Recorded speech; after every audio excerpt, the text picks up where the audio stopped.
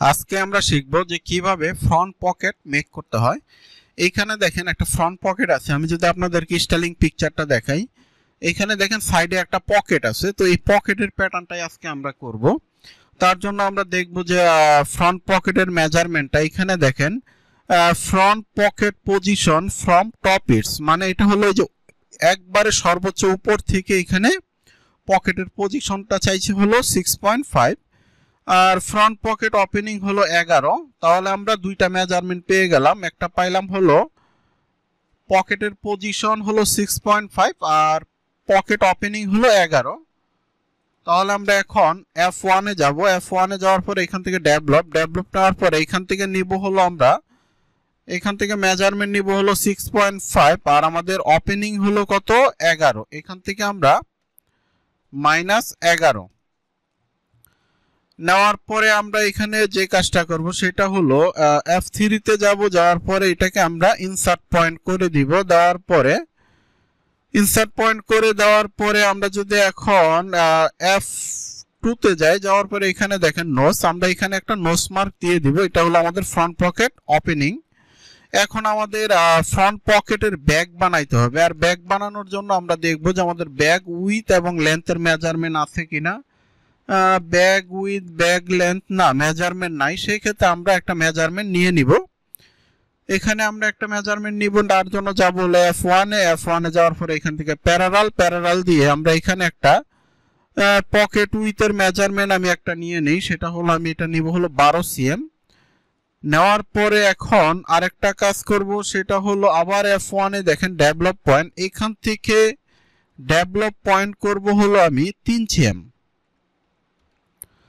আচ্ছা, 3 cm করার পরে আবার F3 তে যাব। যাওয়ার পরে লেন্থ স্টার্ট লাইন দিয়ে এটা একটু বাড়াই দিব। দেওয়ার পরে এখান থেকে একটা ডেভেলপ পয়েন্ট নিব। আবার এইখান থেকে এই যে এই জায়গা থেকে একটা ডেভেলপ পয়েন্ট নিব হলো, এটা নিব হলো -1.5 নিয়ে নিব। হ্যাঁ, নেওয়ার পরে আবার F1 থেকে এই যে দেখেন বেজিয়ার লাইন দিয়ে আমরা এখানে একটা লাইন এইভাবে টেনে দিব।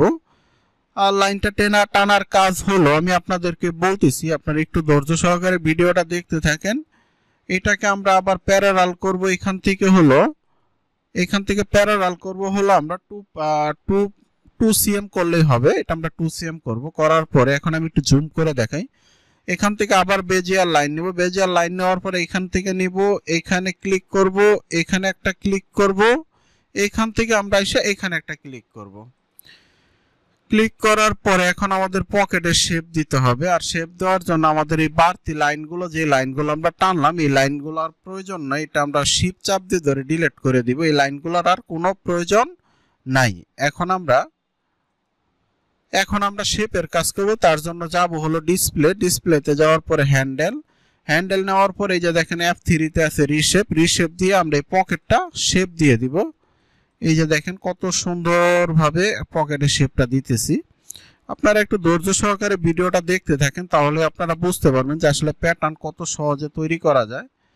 আসলে আমি সবসময় চেষ্টা করি যেন যত সহজভাবে আপনাদেরকে বুঝাইতে পারি, যেন আপনারা জিনিসগুলো ভালোভাবে বুঝেন। এখানে দেখেন মোটামুটি একটা কিন্তু পকেটের একটা গেটআপ কিন্তু চলে আসছে, দেখছেন?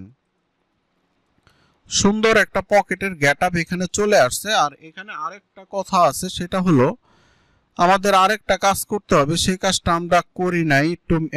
তাহলে আমাদের করতে হবে কি, এই F1 এ যাওয়ার পরে এখান থেকে প্যারালাল, এইখান থেকে আমরা এখানে একটা লাইন টানবো হলো 1.5, অথবা আমরা যদি এই লাইনটা এখানেও নাও টানি তাও কোনো সমস্যা নাই। সেই ক্ষেত্রে আমাদের করতে হবে F1 এ যাওয়ার পরে ইন্টারসেকশন দিয়ে এইখানে আমরা এটাকে ইন্টারসেকশন করে দিব। F3 তে যাই, এটা ইনসার্ট পয়েন্ট করব। করার পরে এই যে এইটুকু আমরা ডিলিট করে দিব, কারণ আমাদের পকেটটা হবে এতটুক আর বাকিটা আমরা সুইং অ্যালাউন্স দিব। তাহলে আমাদের এটা বেলের ভিতরে ঢুকে যাবে। হ্যাঁ, তো এখন আমরা এখানে মনে হচ্ছে যে সামান্য আর একটু 0.5 কমাই দিলেই ভালো হবে। 0.5 আমি এটা কমাই দিলাম। দেওয়ার পরে এখন যদি শেপের কাজটা করি, দেখেন প্যাটার্নের শেপটা কিন্তু খুব সুন্দর একটা প্যাটার্নের শেপ চলে আসবে। এই যে দেখেন কত সুন্দর। এই যে দেখেন আমাদের কিন্তু বানানোর কাজ কিন্তু শেষ। এখন আমরা বানাবো হলো ফ্রন্ট পকেটের একটা ফেসিং আছে, সেই ফেসিংটাই আমরা বানাবো। আর ফেসিংটা বানানোর জন্য আমি আবার F1 এ যাব, যাওয়ার পরে এখান থেকে একটা ডেভেলপ পয়েন্ট নিব, নেওয়ার পরে এখান থেকে আমি ফেসিংটা দিতে চাচ্ছি হলো কতটুক দিব, এখান থেকে 4.5 দিলে এনাফ, এটা এর চেয়ে বেশি বড় লাগে না। তাহলে ফেসিংটা এইভাবে না দিয়ে যদি আমি প্যারালাল দিয়ে এটাকে যদি আমি এখানে 4.5 নিয়ে নিই, 4.5 যদি এইভাবে নিয়ে নিই, নেওয়ার পরে আবার F1 এ দেখেন ইন্টারসেকশন দিয়ে যদি আমরা এটা ইন্টারসেকশনে করতে পারি, অথবা যদি F3 তে যাই আমরা যদি এটাকে অ্যাডজাস্ট লাইন করে দেই, তারপরও আমাদের এটা হবে। এই যে দেখেন আমাদের কিন্তু ফেসিং এর প্যাটার্নও কিন্তু আমাদের রেডি। তাহলে কিন্তু আমরা দেখেন প্রত্যেকটা প্যাটার্ন মোটামুটি কিন্তু আছে। এখানে কার পয়েন্ট দিই, দেওয়ার পরে এই পয়েন্টগুলো আমরা ডিলিট করে দিই, এটা একটু সোজা হলেই ভালো হবে, আর সোজা হলে এটা সুইং করতে অনেক সুবিধা হয়। তো দেখেন একটা ফ্রন্ট পকেট কিন্তু আমরা তৈরি করলাম। আমাদের কিন্তু আর ফরন পার্টে তেমন কোনো কাজ কিন্তু আমাদের নাই। এর পরের পর্বে আমরা শিখবো যে কিভাবে প্যাটার্নগুলো সিম করব। তো এর পরের পর্বে আমরা প্রত্যেকটা প্যাটার্ন সিম করার কাজটা শিখবো। তো ঠিক আছে, আজকে এই পর্যন্তই।